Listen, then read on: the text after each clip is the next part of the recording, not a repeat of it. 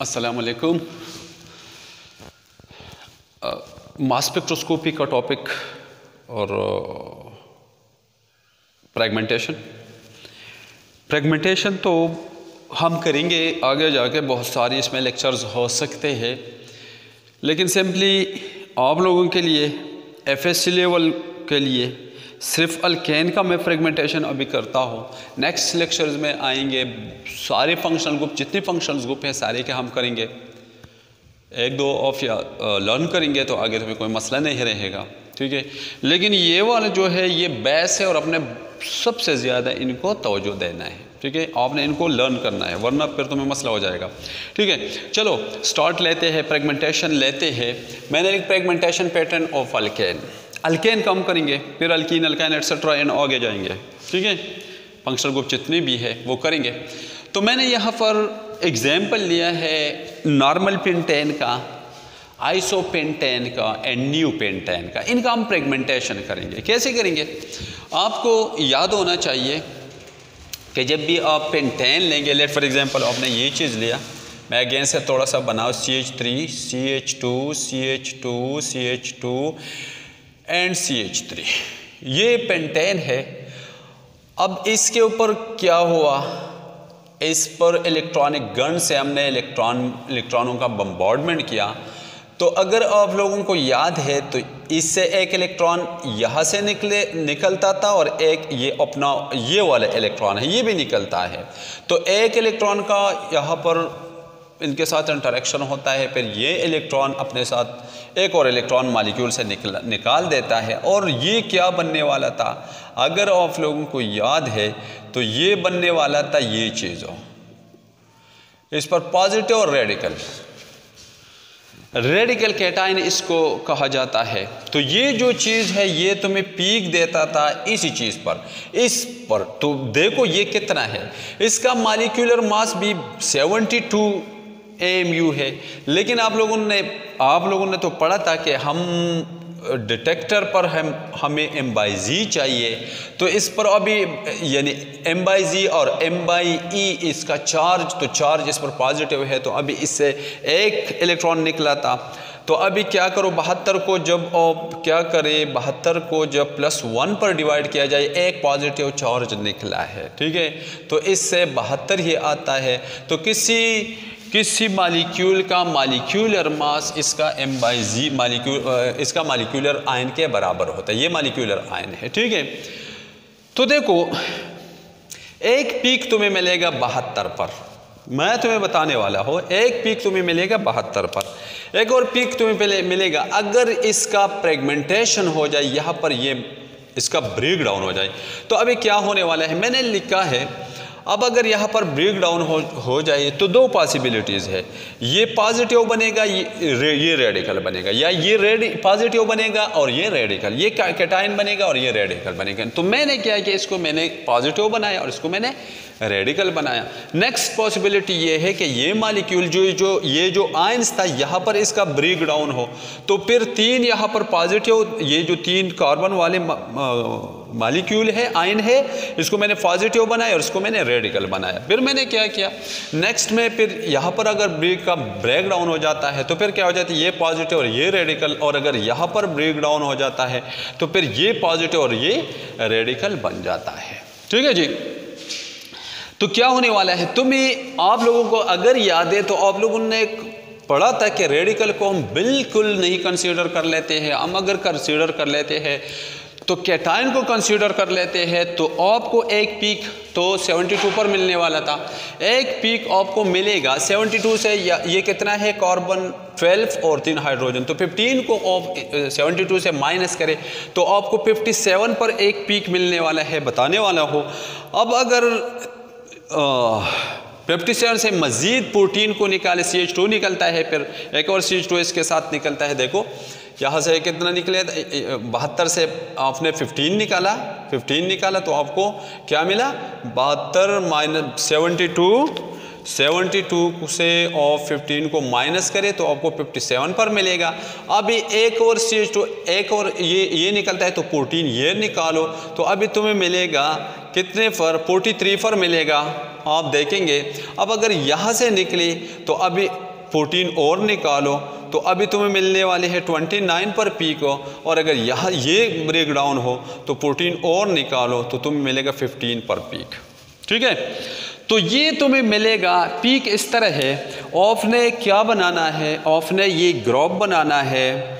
कैसे होता है, देखो यहाँ पर ये जो y एक्सिस है आपने यहाँ पर इंटेंसिटी लेना है और यहाँ पर आपने m/g लेना है। m/g का मतलब होता है कि उसका मास, जब किसी मालिक्यूल का मास उसके चार्ज पर डिवाइड किया जाए तो इससे m/g बनता है। चार्ज क्या होता है, एक इलेक्ट्रॉन निकला तो एक पॉजिटिव चार्ज पर डिवाइड करना चाहिए था। ठीक है, तो अभी यहाँ से अगर मैं पीक यहाँ पर देखो, अभी देखो तुम्हें डिटेक्टर पर मिलने वाले हैं ये बहुत सारी पीक्स तुम्हें मिलेंगे, लेकिन ये एक साथ नहीं जाते हैं।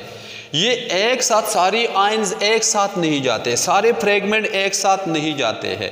ये एक के बाद एक चला जाता है, एक के बाद दिगरे जाता है, मुसलसल जाता है, लेकिन एक दूसरे के पीछे जाते हैं। ठीक है, लेकिन कौन वाला ज़्यादा पहुंचेगा, बाज़ पीक बाज़ आयन ऐसे होंगे जो बहुत सारे बहुत ज़्यादा कंसंट्रेशन में डिटेक्टर पर पहुंचेगा, और बाज़ बहुत ज़्यादा अनस्टेबल होते हैं जिसकी वजह से वो ज़्यादा वहाँ पर नहीं पहुँचते हैं।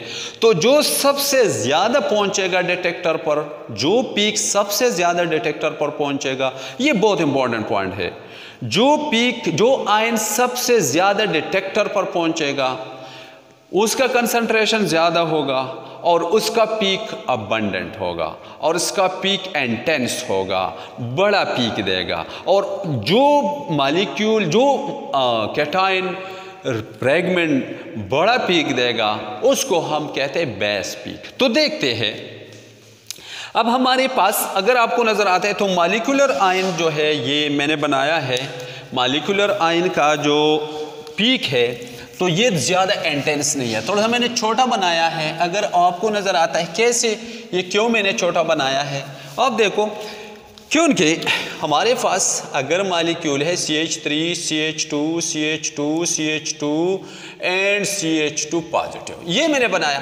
तो ये जो चार्ज है इसका, ये जो पॉजिटिव चार्ज है इस पर, ये कभी ये नहीं घूम फिर सकता है, मॉलिक्यूल के अंदर नहीं घूम फिर सकता है, और जस्ट ही ये क्या बना देता है, प्राइमरी कार्बोकैटायन देता है। याद रखो, प्राइमरी कार्बोकैटायन सबसे कम स्टेबल होता है, फिर सेकेंडरी कार्बोकैटायन स्टेबल होता है, और सेकेंडरी से ज़्यादा टर्शियरी कार्बोकैटायन सबसे ज़्यादा स्टेबल होता है। तो आपको नज़र आता है तो ये प्राइमरी कार्बोकैटायन है तो ये ज़्यादा स्टेबल नहीं है। अगर यहाँ पर देखा जाए तो यहाँ पर भी सेकेंडरी कार्बोकैटायन का पॉसिबिलिटी है। देखो ये मैं यहाँ पर नहीं लिखता हूँ, अगेन से मैं बना देता हूँ CH2 एंड CH2 अगेन से। अगर इसको देखो तो ये भी प्राइमरी कार्बोकैटायन है, लेकिन इसके मुकाबले में थोड़ा सा चांस है कि यहाँ पर पहुंचे तो सेकेंडरी कार्बोकैटायन बने। ठीक है, तो ये जो है ये भी ज़्यादा स्टेबल नहीं है, लेकिन मॉलिक्यूलर आयन से ज़्यादा स्टेबल है। तो ये भी थोड़ा सा मैंने इंटेंस बनाया है। ठीक है, फिर देखो फिर क्या हो जाता है, अगर यहाँ से इसका ब्रेक डाउन हो, ठीक है, ये 57 वाला था, ये देखो ये 57 पर ये पीक है, 72 वाला पीक छोटा है, फिर 57 वाला थोड़ा बड़ा है। अब देखो ये वाला क्या करता है, 43 वाला, अगर यहाँ पर पॉजिटिव चार्ज आया तो अब क्या बात है, अब जनाब हो सकता है, पॉसिबिलिटी ये है कि ये जो आयन है ये यहाँ पर पहुँच के ये इसके साथ क्या कर सकता है, चार्ज डिस्प्लेस हो सकता है, यहाँ पर आ सकता है, तो सेकेंडरी कार्बोकैटायन पॉसिबिलिटी है। तो ये जो है ये ज़्यादा स्टेबल आयन है और ये डिटेक्टर पर ज़्यादा पहुँचेगा, तो इसलिए इसका आयन सबसे ज़्यादा स्टेबल है। समझ में आया होगा? ठीक है जी। तो ये हमारे पास, इसको हम कहते हैं बेस पीक, ये हमारे पास है बेस पीक। क्यों है आप लोगों ने देखा। अब ये इसके बाद अगर मैं ये लिखो CH3 CH2 करो तो ये फिर से प्राइमरी कार्बोकैटायन है, तो ये भी इतना स्टेबल नहीं, ये बड़ा छोटा 29 पर देगा, ये भी पीक इससे भी कम देगा।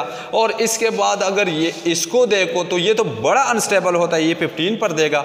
और ये छोटे छोटे जो आपको नज़र आते हैं ये मैंने बनाए, ये इसके कौन वाले पीक है, ये इसके आइसोटोपिक पीक है क्योंकि कार्बन के 12 कार्बन 13 भी है, तो मैंने एक बनाया, दो भी आप बना सकते हैं। यहाँ पर भी इस तरह होते हैं, इसके छोटे छोटे पीक्स और भी होते हैं, ठीक है, तो आप इसको बना सकते हैं। नेक्स्ट वन मैंने किया है जनाब, अब मैंने किया है आइसोपेंटेन। तो इसको देखो, मैंने इसको इलेक्ट्रॉन से जब बम्बार्डमेंट किया, इलेक्ट्रॉनिक गन से बम्बार्डमेंट किया, तो 2 इलेक्ट्रॉन निकलना शुरू हो गई, ठीक है। एक इसका मॉलिक्यूल इलेक्ट्रॉन और एक जो इलेक्ट्रॉनिक गन से आ रहा था वो इलेक्ट्रॉन, ठीक है। तो इस पर चार्ज आया, कैटायन रेडिकल बना। अब इसका 2 पॉसिबिलिटीज़ है, इसको रेडिकल कर लो तो ये 72 पर पीक देगा, ज़्यादा स्टेबल तो नहीं होता है, बिल्कुल नहीं होता है। अगर इसको यहाँ पर इसका ब्रेक डाउन हो जाए तो अभी क्या होने वाला है, ये जो होगा 57 वाला, तो ये भी ज़्यादा स्टेबल नहीं है, ठीक है। फिर अगर यहाँ पर इसका ब्रेक डाउन, तो अब जाहिर बात है यहाँ पर पॉजिटिव चार्ज फिर आएगा, तो ये तो सेकेंडरी कार्बोकैटायन तो फिर से स्टेबल पीक देगा। इसके बाद अगर यहाँ पर हो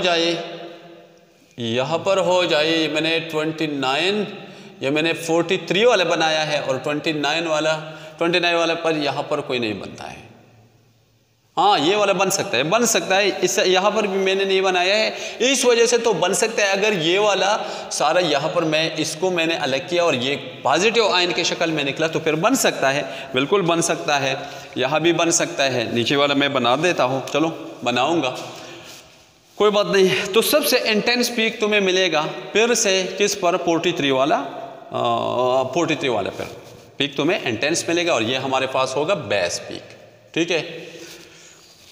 जनाब थोड़ा सा यहाँ पर आ जाए, यहाँ पर इलेक्ट्रॉनों का बम्बार्डमेंट हुआ, इलेक्ट्रॉन निकलना शुरू हो गए। अब क्या हुआ, ये मॉलिक्यूलर आयन बना, मॉलिक्यूलर आयन 72 पर है। अब अगर ये फ्रेगमेंट बने, ये आयन बनाए, तो ये कितना है, ये है 29, ये है 15 पर तुम्हें एक पीक मिलने वाला है।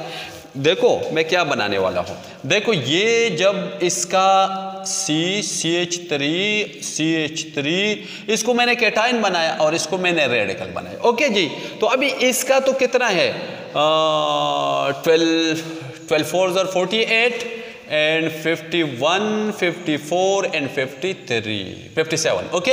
एक तो 57 पर पीक मिलने वाला है, और ये वाला रेडिकल तो कोई हमें पीक नहीं देता है। लेकिन अगर ऐसा हो जाए CH3 C एंड CH3 इसको मैंने रेडिकल बनाया और इसको मैंने ये बनाया, तो अब बना सकता है, अब पॉसिबिलिटी है, ठीक है। तो ये पीक तुम्हें मिलेगा, ये 15 पर भी मिलेगा और तुम्हें मिलेगा 57 पर भी मिलेगा। अब 43 वाला कोई पीक नहीं बन सकता है, ठीक है।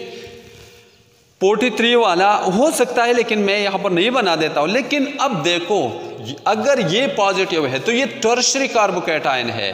57 वाला पीक जो है वो टर्शियरी कार्बोकैटायन है, और टर्शियरी कार्बोकैटायन मोर स्टेबल है, तो यहाँ पर बेस पीक तुम्हें मिलेगा। ये 57 वाला बेस पीक है, और इस केस में बेस पीक क्या है, ये 53 है। लेकिन याद रखो, अब अगर जनरल देखा जाए तो ये तीनों एक दूसरे के क्या है, एक दूसरे के आइसोमर्स है।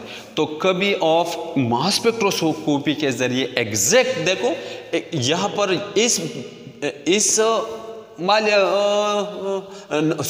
आइसोपेंटेन का और नॉर्मल पेंटेन का ये पीक एक जैसे आ रहे हैं, इसलिए मास स्पेक्ट्रोस्कोपी आप अप्लाई करके आइसोटोप्स तो नहीं मालूम कर सकते हैं, ताहम आप जब IR स्पेक्ट्रोस्कोपी या फिर जाके NMR स्पेक्ट्रोस्कोपी से आप मालूम कर सकते हैं कि आइसोमर्स, मुख्तलिफ आइसोमर्स के ये नॉर्मल है या आइसो है या न्यू है, ओके जी।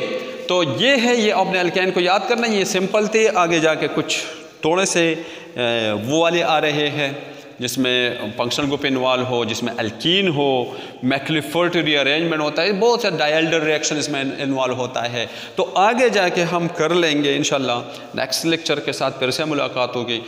लेकिन अगर आप लोगों को वीडियो अच्छी लगी, आप लोगों को समझ आ रहा है, तो लाइक देना और सब्सक्रिप्शन करना मत भूलिएगा, फ्रेंड्स के साथ शेयर करना मत भूलिएगा।